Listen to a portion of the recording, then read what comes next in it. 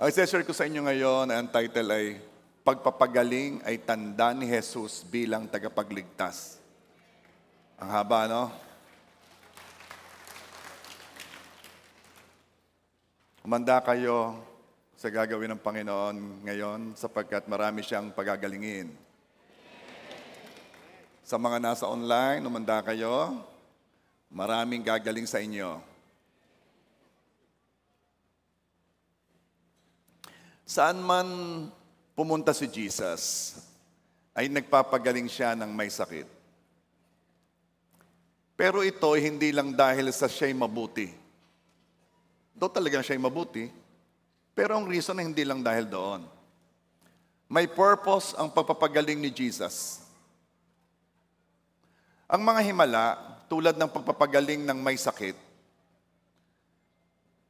ay sign ng authority ng isang tagapagligtas o ng isang Misaya. John 7 verse 31. Marami sa mga tao ang naniwala sa Kanya. Ang sabi nila, pagparito ng Kristo, gagawa kaya siya ng higit pang himala? Higit pa kaysa mga ginawa ng taong ito? So yung paggawa ng himala, yan ay sign ng otoridad ng isang Misaya. Paano ba naman tatanggapin ng mga Hudyo ang isang karpintero bilang tagapagligtas? Paano sila maniniwala sa isang suffering Messiah? Paano sila makikinig sa turo niya kung hindi nila makikita ang mga dakilang bagay o ang mga himala na higit sa nakita nila dati galing sa kanino man? Nagpapagaling si Jesus saan man siya mapunta kasi ito'y tanda na siya ang tagapagligtas. Siya ang Misaya. Matthew 9:35. Nilibot ni Jesus ang lahat ng mga bayan at nayon doon. Nagtuturo siya sa kanilang mga sinagoga at ipinapangaral ang magandang balita tungkol sa paghahari ng Diyos. Pinagaling din niya ang lahat ng uri ng sakit at karamdaman. Hindi niyo napansin? Nagtuturo muna siya, ipinapangaral ang gospel o ang magandang balita, and then pinagaling din niya ang lahat ng uri ng sakit at karamdaman. Tinuturo muna ni Jesus na siya ang Misaya, siya ang tagapagligtas. And then, saka siya magpapagaling. Pinagaling ni Jesus ang lahat ng uri ng sakit at karamdaman, matapos siyang ipangaral ang mabuting balita. Pinagaling din ni Jesus ang lahat ng uri ng sakit at karamdaman, maliban sa mga tao na hindi tumatanggap sa Kanya bilang Misaya o tagapagligtas. Merong mga magkakaklase nung high school. After a long while, after siguro 30 years, nag-reunion. At kahit iba't iba na, ibang-iba na ang bawat isa kaysa dati, hindi pa rin sila makaalis sa dating pagkakilala nila sa bawat isa. Yun pa din ang tawagan nila. Nakita nung isang, ang kaklase niya, Buknoy! Sabi, hindi na naman ako si Buknoy, ako si Engineer Bernardo. Ala, ikay si Buknoy, parinig ka. Hindi sila makaalis doon sa huling sila ay magkakasama. Yun pa rin ang kanilang memory. Alam mo, parang ganitong nangyari nung bumalik si Jesus sa Nazareth. Matthew 13:54. Umuwi siya sa kanyang bayan at nagturo sa kanilang sinagoga. Nagtaka ang mga nakarinig sa kanya kaya't kanilang itinanong, saan kumuha ng ganyang karunungan ang taong iyan? Paano siya nakakagawa ng mga himala? Maaaring marami sa kanila, kilala nila si Jesus sa kasimula-simulaan pa. Nung bata pa. Pero ngayon, iba na si Jesus compared sa dating pagkakilala nila sa Kanya. Kakaiba ang Kanyang sinasabi, kakaiba ang Kanyang tinuturo. At sa halip na paniwalaan nila si Jesus, sa halip na paniwalaan ng mga taga-Nazaret, ang autoridad ni Jesus bilang Misaya, na-stuck na sila sa dating pagkakilala nila kay Jesus. Matthew 13:55. Hindi ba siya ay anak ng isang karpintero? Hindi ba si Maria ang kanyang ina at sina Santiago, Jose, Simon, at Judas ang kanyang mga kapatid? Yes, si Jesus po ay may mga kapatid. Matthew 56. At taga rito rin ang kanyang mga kapatid na babae, di ba? Saan kaya niya natutuhan ang lahat ng iyan? Ayaw nilang tanggapin ang autoridad ni Jesus. Walang respect kay Jesus, sa halip tinatanong pa, saan kumuha ng ganyang karunungan ng taong yan? Paano siya makakagawa ng mga himala? Hindi sila makaalis sa dating pagkakilala nila kay Jesus. Pilit ibinabalik si Jesus sa dating nilang pagkakilala. Si Jesus ang kanilang kapitbahay, si Jesus ang kanilang kabarangay. Kilala ka namin, anak ka ng karpintero, ang ina mo'y si Maria, kapatid mo si Jaime, si Joseph, si Simon, at si Judas. Hindi sila makaalis doon. And Matthew 13:57, at siya'y hindi nila pinaniwalaan. Kaya't sinabi ni Jesus sa kanila, ang isang propeta'y iginagalang kahit saan maliban sa kanyang sariling bayan at sariling sambahayan. Di nila tinanggap si Jesus bilang tagapagligtas. Nakaset na ang isip nila. Kahit anong paliwanag ni Jesus ay hindi na nila paniniwalaan. At ano ang naging resulta? Matthew 13:58. At dahil ayaw nilang maniwala kay Jesus, hindi siya gumawa roon ng maraming himala. May koneksyon ang pagkilala kay Jesus bilang tagapagligtas sa pagtanggap natin ng himala at ng kagalingan. Noon, ang unawa ko dyan sa verse na yan, at dahil ayaw nilang maniwala kay Jesus, hindi siya gumawa roon ng maraming himala. Noon ang unawa ko ay hindi makagawa doon ng himala si Jesus, na ang kapangyarihan ni Jesus ay nahindered dahil sa kawalan nila ng pananampalataya. Noon yun ang pagkaunawa ko. Mali pala ako. Ang pagkaunawa ko noon ay parang dahil may kumontra, ay nawala ang bisa ng healing power ni Jesus. Until naunawaan ko, walang anuman o sinuman ang makakapigil sa Diyos. Walang anuman o sinuman ang makakapigil sa himala mo. Walang anuman o sinuman ang makakapigil sa kagalingan mo. Maliban ang Diyos rin lang. Kahit may kumontra, hindi kayo ng mga albularyo, oops, walang kukontra. Matthew 13:58, at dahil ayaw nilang maniwala kay Jesus, hindi siya gumawa roon ng maraming himala. Intentional na hindi gumawa ng himala si Jesus sa kanyang bayan. Hindi siya na-hindered, hindi dahil may intentional. Talagang hindi siya gumawa. Bakit? Because it will oppose His purpose. It will go against His purpose or His reason for coming here. Bakit ba pumarito dito? Bakit pumarito si Kristo sa mundo? 1 Timothy chapter 1 verse 15. Naparito si Kristo Jesus sa mundo para iligtas ang mga makasalanan. The primary purpose ng pagpunta ni Jesus dito ay iligtas tayo sa kasalanan, hindi lang sa sakit at karamdaman. Intentional na hindi gumawa ng himala si Jesus sa kanyang bayan dahil baka isipin nilang si Jesus ay tagapagbigay nga lamang ng kanilang kailangan. Kahit hindi na nila kilalanin at paniwalaan siya bilang Panginoon at tagapagligtas. Intentional na hindi gumawa ng himala si Jesus sa kanyang bayan, not because nainis siya, or not because nawalan siya ng compassion. No. Hindi siya gumawa ng himala sa kanyang bayan kasi nga siya'y mahabagin. Paano nangyari yon? Hindi siya nagpagaling and then compassionate siya? Yes. Dahil anong kwenta na gumaling ka kung hindi rin naman pupunta sa langit? Huwag natin gawin si Jesus na tagapagbigay lamang ng ating kailangan. Lumalapit ka ba kay Jesus dahil siyang pumupuno sa puso mo? O dahil hinihingi mo sa kanyang mga bagay na pampuno sa puso mo?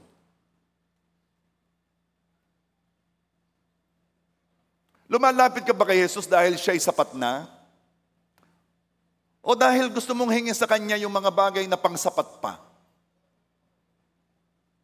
Lumalapit ka ba kay Jesus dahil siya na ang tagapagligtas mo? Siya na ang daan mo patungo sa Ama? Willing ka na bang sumuko sa kanyang paghahari? Willing ka na bang sambahin siya at iwan ang dati mo mga Diyos-Diyosan? And listen to this.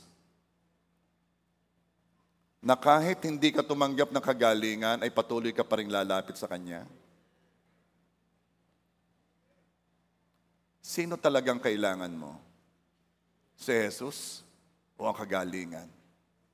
Si Jesus o ang dala niya? Ang mga taga-Nazaret ay nagdidemand na gumawa si Jesus ng parehong himala na narinig nilang ginawa ni Jesus sa Capernaum. Ito ang sabi ng Lucas 4:23. Marahil sasabihin pa ninyo, gawin mo rin dito ang sa iyong sariling bayan ang mga nabalitaan naming ginawa mo sa Capernaum. Verse 24, tandaan ninyo, walang propetang kinikilala sa kanyang sariling bayan. At hindi gumawa si Jesus ng himala sa lugar na iyon. Kapareho noong humihingi ng himala ang mga eskriba. Ano bang mga scribes? Sila yung tagapagturo ng kautusan. They're the people who are supposed to know the scriptures. Basahin ko sa inyo Matthew 12:38. Sinabi naman sa kanya ng ilang tagapagturo ng kautusan at mga Pariseyo, Guro, maaari po bang magpakita kayo sa amin ng isang palatandaan? And verse 39, sumagot si Jesus, lahing masama at taksil sa Diyos. Hindi, no? Naghahanap kayo ng palatandaan, ngunit walang ipapakita sa inyo maliban sa himalang nangyari kay Propeta Jonas. That's verse 39. Napakasakit na salita. Mga taksil sa Diyos. Sakit. Ba't kaya sinabi yun ni Lord? Sa mga Pariseo at mga eskriba. Because they are the people who are supposed to be na nakakaalam ng salita. Sila dapat na nakakakilala sa Diyos. Sila ang tagapagpalapit sa tao sa Diyos. At silang humihingi pa ng mga tanda, ganyan hindi naman sila sincerely asking for proof or sign upang maniwala sila. Hindi sila humihingi ng tanda para maniwala sila. Gusto lamang nilang makakita. Gusto lang nilang tumanggap. At kunwari humihingi pa sila ng additional proof. Ganong nandoon na ang mga ebidensya. Nagtatanong lang sila, ang totoo, gusto lang nilang ingatan ang kanilang katatayuan kasi nai-insecure na sila.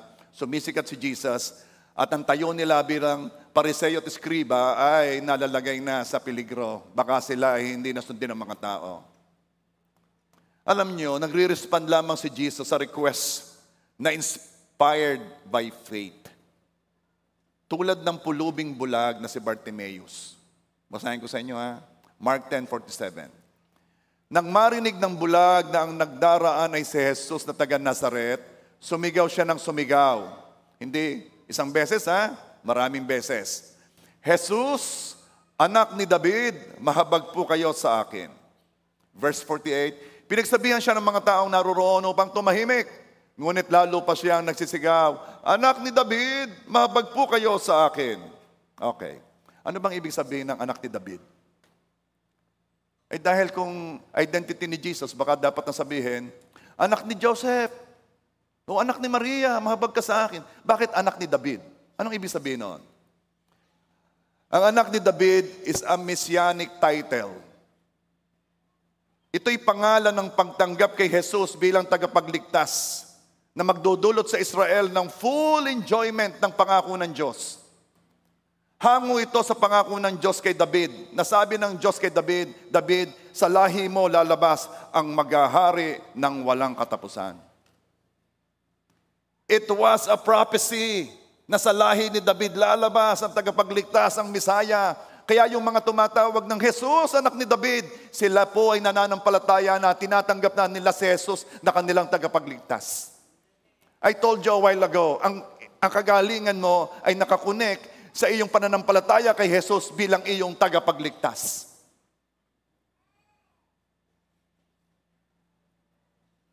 Mark 10:49.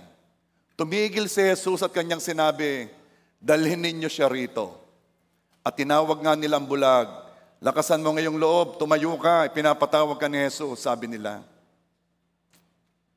Maraming ipapatawag ang Panginoong Jesus upang tumanggap ng kagalingan ngayon. Mark 10:50, inihagis niya ang kanyang balabal, paluksong tumayo at lumapit kay Jesus. And verse 51, ano ang gusto mong gawin ko para sa iyo? Tanong sa kanya ni Jesus. Sumagot ang bulag, Guro, gusto ko pong makakitang muli. Okay, may preaching nito eh. Sabi ko, bulag na yon. Eh bakit sabi ng Panginoon, anong gusto mong gawin ko sa iyo? Ay obvious, alam mo yung bulag, obvious yun eh, ano? Yun ay talagang, ay di siyempre gumaling, bakit tinanong pa ni Jesus, anong gusto mong gawin ko sa iyo? I remember noon, ang yata ang aking itinuro doon dahil ang pananampalataya, you must be specific, Pero alam nyo, mali ang tanong ko eh. If you want revelation, if you want wisdom, kailangan tama ang tanong. Ang tanong, at ang mas magandang tanong ay ito. Kailan tinawag ni Jesus ang bulag? Jesus, anak ni David, mahabag ka sa akin. Jesus, anak ni David, mahabag ka sa akin. At tinawag ni Jesus ang bulag. Kita naman ni Jesus na meron dong bulag, kahit hindi yun magsisigaw. That I think, siya Panginoon Pero kailan siya tinawag? Noong tinanggap ng bulag si Jesus na kanyang Misaya, tagapagligtas.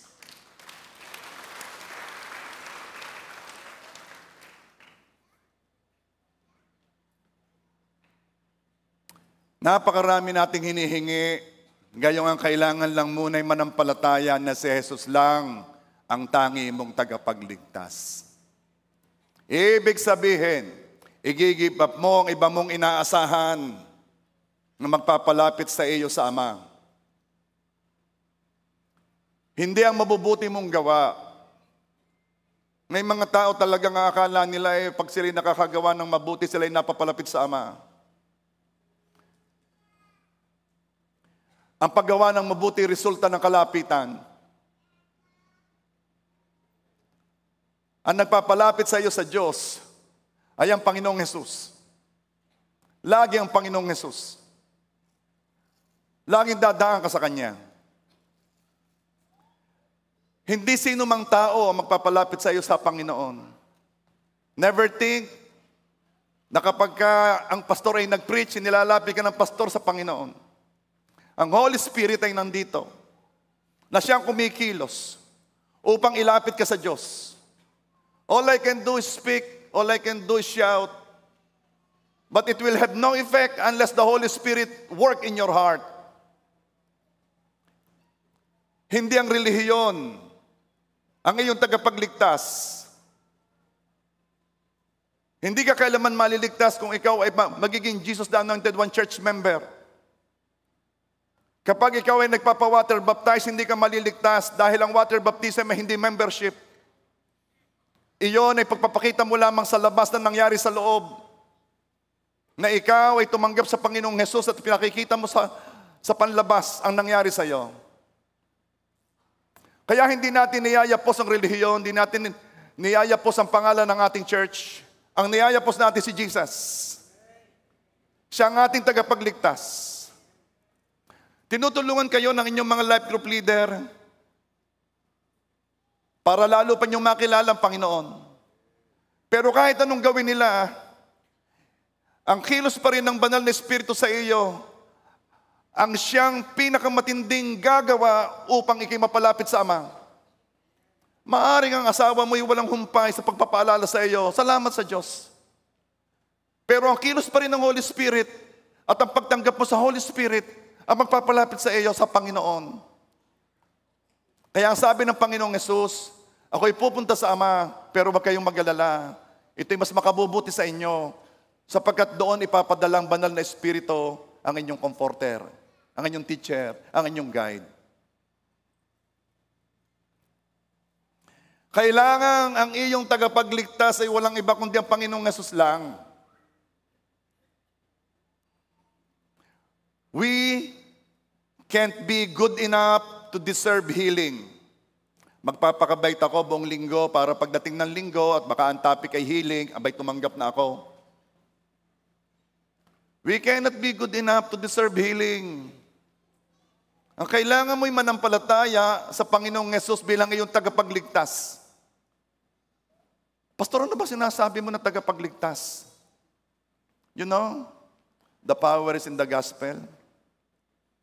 Kapag tinanggap mo ang Panginoong Hesus na yung tagapagligtas, saan mo ba ako ililigtas? Sa kasalanan. Anong problema ng kasalanan? Inihiwalay ka niya sa Diyos. At ang Panginoong Hesus ay iniligtas ka nung siya'y napako sa krus. Nung tumulo ang kanyang dugo, yun ang ipinanglinis sa atin. Kinuha niya ang kasalanan mo, ang kasalanan ko, nung siya'y nakapako sa krus, inilagay niya sa kanyang katawan, at ibinuhos ng Diyos Ama ang galit sa kasalanan natin. Ibinuhos ng Diyos Ama sa katawan ni Kristo. Dahil ang katawan ni Kristo ang tumanggap ng ating mga kasalanan at sa Kanya binuhos ang parusa ng kasalanan. Siyang nagligtas sa atin. Kawawa ang mga tao na hanggang ngayon ay walang tagapagligtas o hindi tinatanggap ang tagapagligtas. Hahanap yan ng ibang magliligtas. Yayapos siya sa relihiyong kanilang nakagisnan.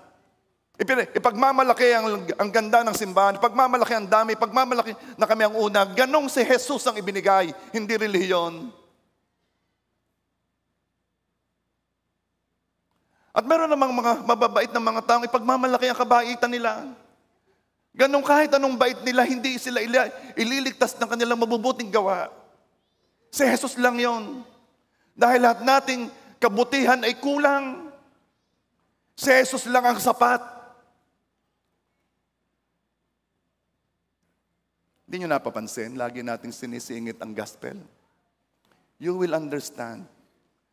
If you will understand the way I understand it, the power is in the gospel. Ang kapangyarihan ay nasa mabuting balita. Yun lang ang itinuturo ng mga disipulo, ang dami ng gumagaling. Yun ang itinuturo ng mga disipulo, ang dami ng himala. Yun lang itinuturo ng mga disipulo at nababago ang syudad. Na ikaw ay iniligtas ni Jesus. The simple gospel. Nang sabi ni Paul, hindi ko ikakahiyang ituro ang mabuting balita sapagkat ito ang kapangyarihan ng Diyos upang iligtas ang mga makasalanan.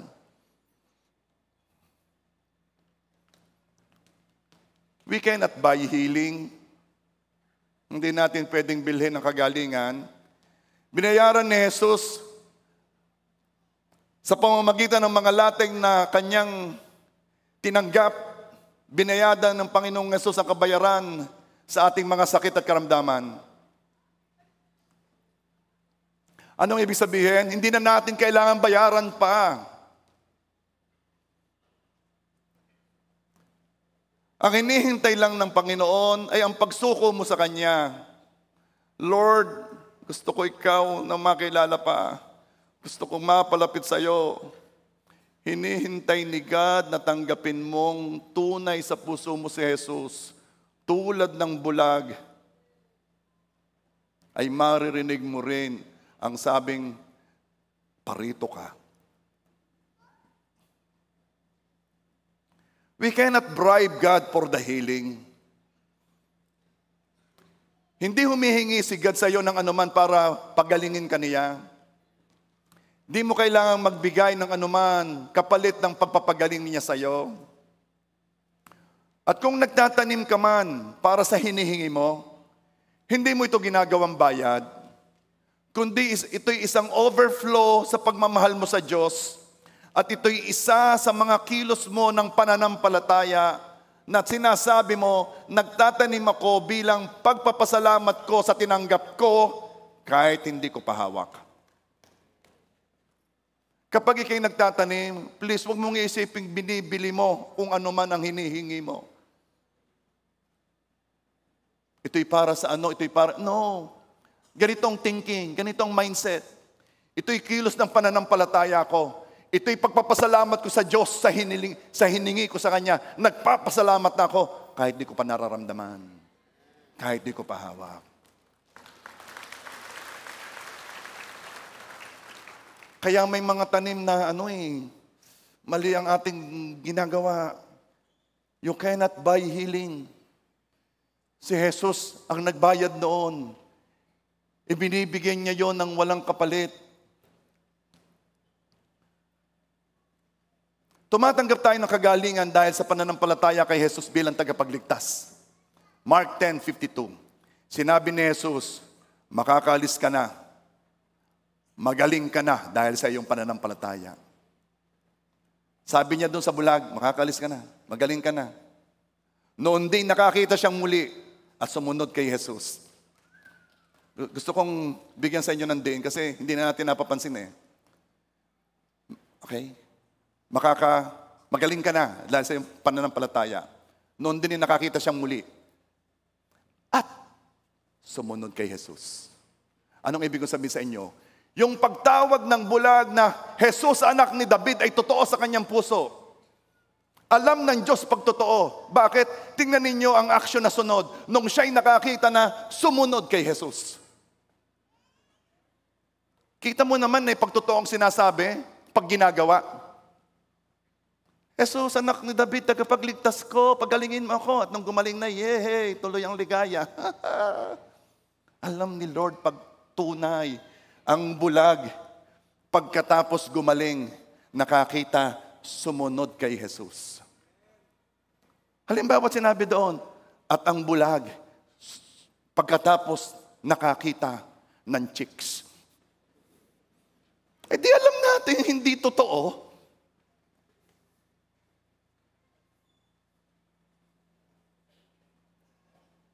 Malimit. Ito pa. Nagko-concentrate tayo sa awa ng Diyos. Anong ibig sabihin? Ibabalik ko kayo doon sa Mark 10:47 and 48. Nang marinig ng bulag na nagdaraan ay si Jesus na taga Nazaret, sumigaw siya na sumigaw, Jesus, anak ni David, mahabag po kayo sa akin. Next verse. Pinagsabihan siya ng mga taong naroon upang tumahimik, ngunit lalo pa siyang nagsisigaw, anak ni David, mahabag po kayo sa akin. At ang pinanghawakan natin yung habag, ito'y naituro ko din. At totoo naman yun, ang Diyos ay mahabagin. Totoo yun. Totoo ang Diyos ay maawain. Kaya ay binigay ng Diyos si Jesus dahil nga siya'y naawa sa atin. Ang problema lang sa nagmamakaawa sa Diyos, nagmamakaawa sila nang walang pagbabago sa puso. Ginagawa lang nilang isa sa mga formula ang awa. Ako pala'y lalapit sa Panginoon, nasasabihin ko, Lord, kahabagan mo ako, kaawaan mo ako. Lord, Lord, have pity on me. Have mercy on me, Lord. Lord, kita mo bang katatayuan ko? Hindi mo ako nakikita. Lord, kawawa na talaga ako. At pag hindi nag-aser, next formula naman, next formula. Lord, nagtatanim ako para dito, Lord. Hindi nag-aser, next formula, next formula. Pastor, pray for me. Lay your hands. Next formula.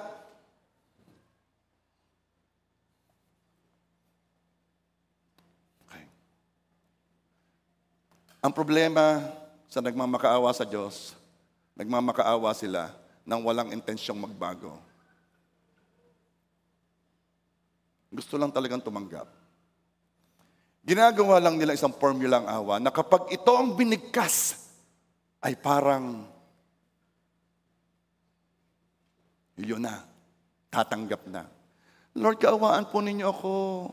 Pagpalain po ninyo ang hanap buhay ko. Palakasin po niyo ang katawan ko. Iligtas mo po ako sa problemang ito. Kaawaan mo ako. Alam mo, ginagawa natin, minamanipulate natin ang Diyos. And God is not looking at our face. God is not looking at our tears. God is looking at our heart.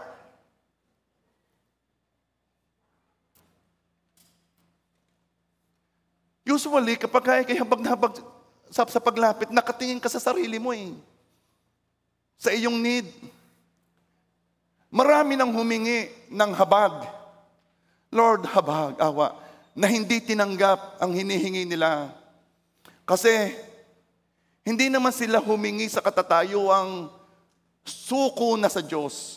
Mas gusto pa rin nila ang hinihingi kaysa nagbibigay. At dahil nahahabag ang Diyos, hindi niya binigay ang ninanais ng taong iyon dahil kung nakuha noon, ang anuman ang gusto niya, kahit hindi niya ginawang Diyos, Panginoon at tagapagligtas ang Diyos, kawawa siya. Iisipin niya, kahit naman ako hindi sumuko sa Panginoon, kahit tuloy ang ligaya, yan pala na may mahabagin ng Diyos eh. Ay, pagagalingin niya ng aking, diretso sa bisyo, pagagalingin ako ng Diyos. Kawawa tayo. Kapag ang akala natin ay mapapakilos natin ng Diyos sa habag, at kapag kailangan na natin ay tayo magpapaawa at kikilos siya sa habag. Ang kagalingan ay nakakonekta sa pagpapakita ng Diyos ng kaligtasan.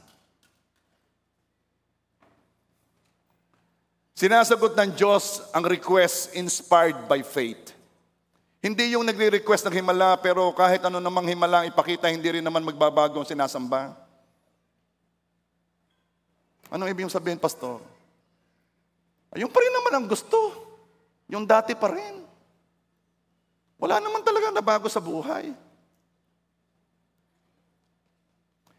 Hindi yung request na basta na nga lamang gumaling. Kahit walang planong tunay na tanggapin ng Panginoong Hesus, hindi yun ang sinasagot na request. Kung bakit baga naman ang bulag, mas nakakita pa. Mas kita ng bulag eh. Ang katotohanan na kailangan niya ng tagapagligtas. Bakit, Pastor, may kilala ho ako, ay gumaling? Kahit kita ko naman hindi rin naman niya ginawang Panginoon ng Panginoong Hesus eh. Kita ko sa kanyang buhay, wala naman nabago. Itong sagot, yes. Hindi ko naman sinasabing walang gagaling eh. Hindi kayo magpunta ka sa doktor, hindi kayo gagaling. And this is the reason. Because God is patient. At nagbibigay ang Diyos ng maraming pagkakataon upang tanggapin mo siya ng tunay. Yes, pwede kang tumanggap ng kagalingan. Pero nakakahabag ka kapag ang akala mo ay pwede na, kahit hindi mo siya gawin Diyos, Panginoon at tagapagligtas kasi ikaw na may nagaling din. At isa pang reason na ito, dahil ang kaaway ay kumikilos upang nakawin ang binhi na itinanim sa iyo.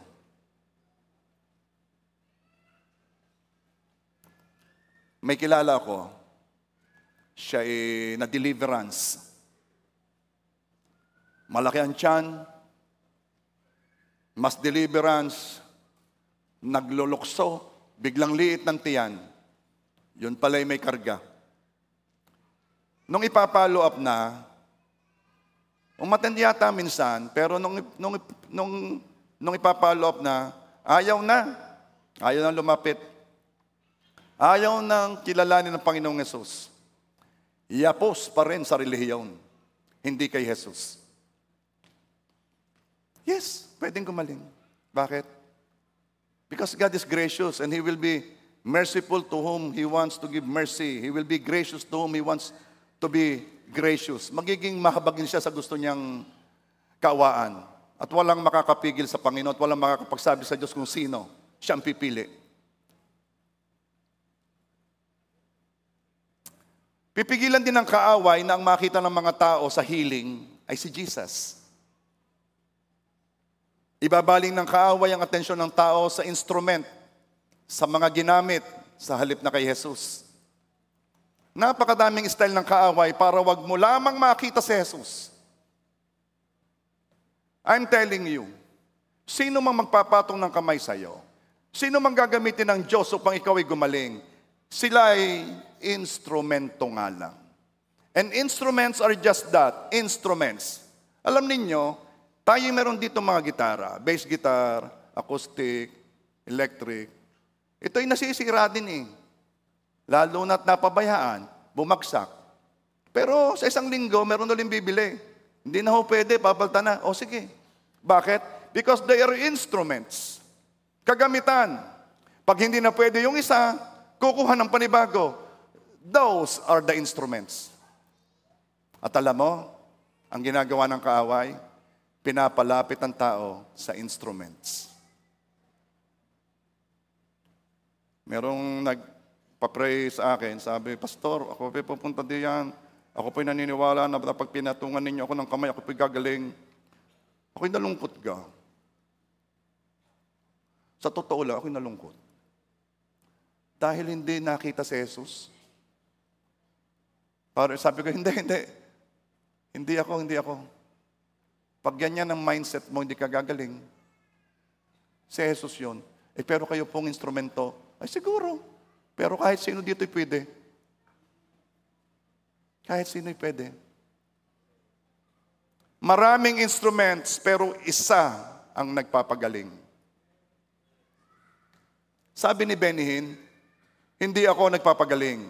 Nililid ko lang sila sa nagpapagaling. Hindi ako nagpapagaling, dinadala ko lang sila sa balon para silang uminom. Si Jesus ang gitna. Siya ang sentro. Sa mga gustong tumanggap na kagalingan, alam ko na kailangan mo nito. At umaasa ka sa kabutihan at habag ng Diyos upang pagalingin ka. At totoo yun. Ang Diyos ay mahabagin. Pero kailangan malampasan mo ang pagnanais mong gumaling, malampasan mo ito ng pagnanais mong mapalapit sa Diyos.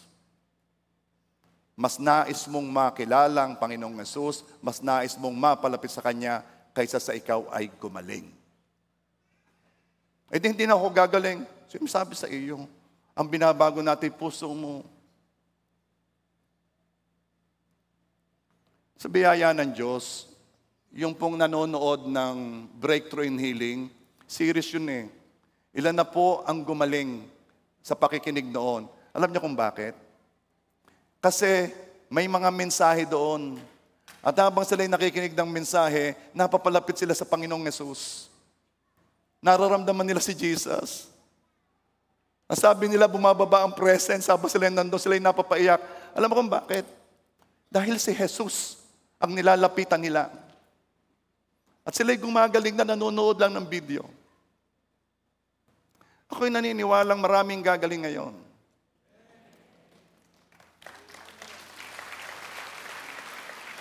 Kapag si Jesus ang tunay na nilapitan mo at nilapitan mo ng ang puso mo'y totoo, na Lord, kailangan kong gumaling, pero mas kailangan kita.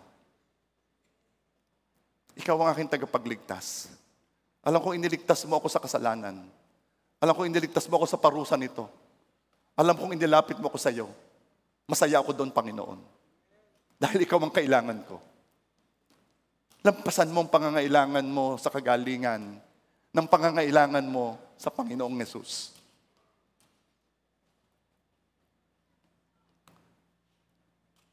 Alam nyo, basta nahayag si Jesus na tagapagligtas, pinatutunayan ito ng Diyos sa pamamagitan ng himala. Ito ang sabi ng Hebrews 2 verse 3. Ang Panginoon ang unang nagpahayag ng kaligtasang ito at ang mga nakarinig sa Kanya ang nagpatunay sa atin na ito'y totoo. Verse 4, pinatunayan din ito ng Diyos sa pamamagitan ng mga kahangahangang tanda at ng iba't ibang himala at sa pamamagitan ng mga kaloob ng Espiritu Santo na ipinamahagi niya ayon sa Kanyang sariling kalooban. Tatlo ang nagpatunay doon sa pagpapahayag ng kaligtasan. Nagpatunay ang mga nakarinig. Nagpatunay din ang mga himala. At nagpatunay ang banal na Espiritu. Now, again, worship Him please. I will share to you the gospel. At hindi ako titigil na i-share ito. Para ito na ang bukang bibig natin. Ito ang bukang bibig ninyo. At hindi ninyo ikakahiya na sa kasimplihan ng message na ito, ay itong inyong isa-share. Maunawaan man niya o hindi, kahit ilang ulit na niyang narinig, hindi mo ikakahiya dahil alam mong nandito ang kapangyarihan ng Diyos. The gospel. And I will share to you the gospel. Tayo ay may kasalanan. Ang kasalanan ay nagpahiwalay sa atin sa Diyos. Wala tayong magagawa upang maipanumbalik ang relasyong iyon. Hiwalay tayo sa Diyos. At kapag inabutan tayo ng pisikal na kamatayan, pupunta ang ating espiritu at kaluluwa sa lugar na kung saan ay wala ang Diyos at ayaw natin doon. Kaya 2,000 years ago, ipinadala ng Diyos sa mga kaisa-isahan niyang anak ang pangalan ng Panginoong Yesus. At nung siya'y nasa takda ng edad, siya'y pinako sa krus. Pero bago siya'y pinako, siya'y pinahirapan. At ang sabi ng salita ng Diyos, ang bawat latay na tinamo ng Panginoong Yesus, yun ang kabayaran sa ating mga sakit at karamdaman. Sobrang pinaghirap ng ating misaya, ng ating tagapagligtas. Sobrang hirap. Magaling at nakaabot pa sa krus. Kailangang may bumuhat na ng krus dahil hindi na niya kaya. Kasi puyat na siya nung sinisimulan na siyang pahirapan. Binugbog na siya ng mga Romanong sundalo. Hinila na ang kanyang balbas at ang kanyang bigote. Pinutungan siya ng koronang tinik. Binubugbog siya. At sinabi, habang nakapiring ang mga mata, sinong sumuntok sa iyo? At hindi umiimik ang ating Panginoon, ang ating tagapagligtas. Dahil alam niya ang kanyang gagawin. Dadalhin niya ang krus. Dadalhin niya ang parusa sa ating mga kasalanan. At ang isang Diyos na iniwan ng kalangitan, bumaba sa lupa upang maranasan ang nararanasan ng mga nilalang, ay binuhat na ang krus. At siya'y pinako. At nung siya'y mamamatay na, ang sabi niya, bayad na. Bayad na.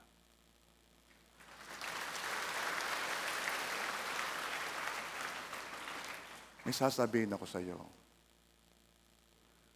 Kung hindi mo pa yayapusin si Jesus, sinong yayapusin mo? Ang nagtayo ng relihiyon? Ang relihiyon? Kung hindi pa si Jesus ang tatanggapin mo, meron pa bang ibang namatay para sa kasalanan mo? Na nagsabing pagkatatlong araw ay mabubuhay na maguli at ginawa nga niya? Meron pa ba? May sasabihin ako sa iyo. Si Jesus lang ang tanging tagapagligtas.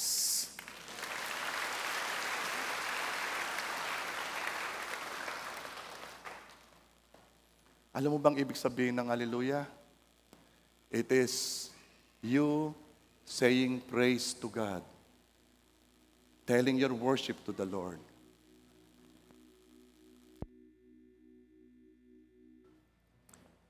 And this time, umanda ka. Alam ng Diyos na gusto mong gumaling. Alam ng Diyos na gusto mong gumaling. Pero alam din ng Diyos ang kailangan para matanggap mo kagalingan. Tanggapin mo siya ng totoo sa iyong puso. Isa lamang sigaw ng bulag, Jesus, anak ni David. Jesus, may tagapagligtas. Aking Misaya. Yun lang ang sinabi at tumanggap na siya ng kagalingan. Ikaw na nanonood ngayon, o kayo man nandito, isa din lang ang sasabihin mo. Pwede ba kitang maanyayahan ng pagtayo? Sabihin mo, o aking Ama, ako'y nagkasala at humihingi ng tawad. Tinatanggap ko po ang kaisa-isahan niyong anak, ang Panginoong Jesus, bilang aking tagapagligtas, bilang aking Diyos, bilang aking Panginoon. Wala nang iba. Ang Panginoong Yesus ang sasambahin ko. Ang Panginoong Yesus ang paglilingkuran ko. Binibigay ko ang buhay ko. Sinusuko ko ang buhay ko sa Panginoong Yesus. At ngayon, habang sinasamba mo siya, ang iyong sakit at karamdaman ay kinukuha na ng Diyos. Humanda ka na tumanggap ng kagalingan.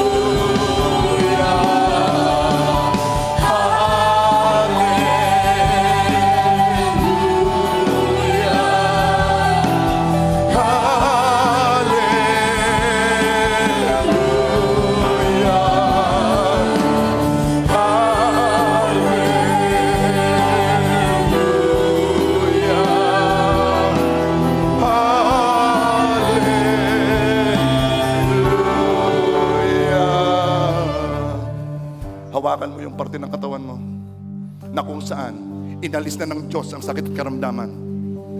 Hawakan mo yung parte ng katawan mo na kung saan inalis na ng Diyos ang sakit at karamdaman. Inalis na, hindi aalsin ha. Inalis na.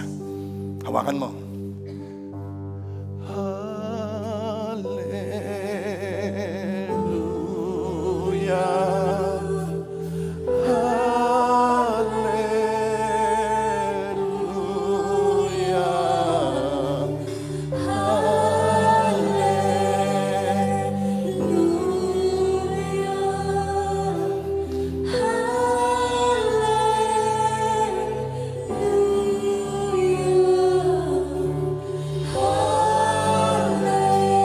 Jesus. Oh Jesus. Oh Jesus. Jesus. Jesus. Jesus. Jesus. Jesus. Jesus. Jesus.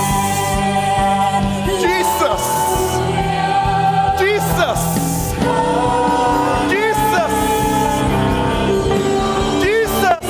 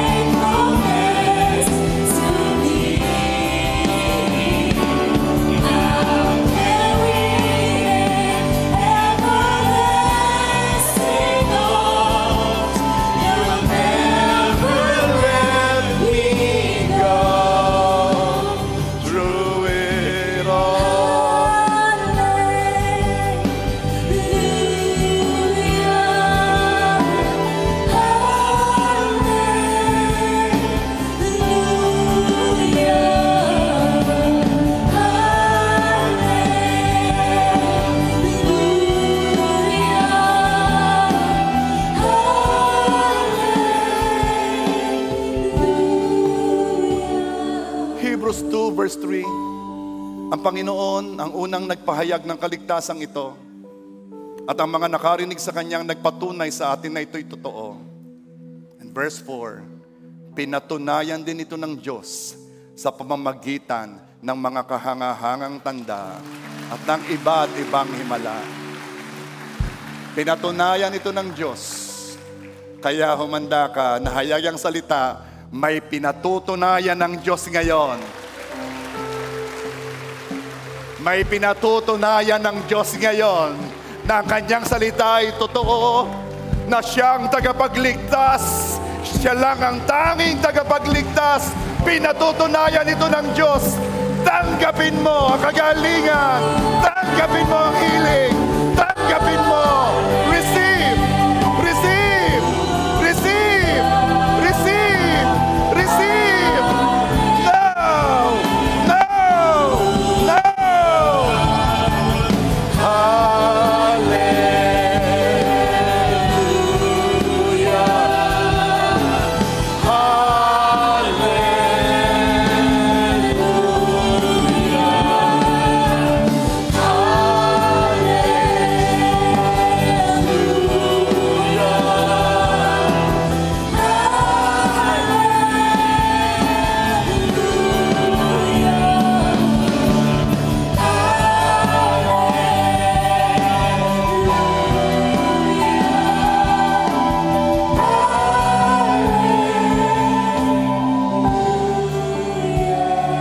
O Panginoon Diyos, napakabuti po niyo. Salamat po sapagkat dinihayag ninyo ang inyong sarili sa oras na ito, sa kalagitnaan namin. Thank you, Jesus. Our Savior, our Messiah, the Christ, ang aming tagapagligtas, ang aming daan patungo sa Ama, ang aming kagalingan. Salamat, Panginoong Jesus. Mahal na mahal na mahal po namin kayo. This we pray in Jesus' name.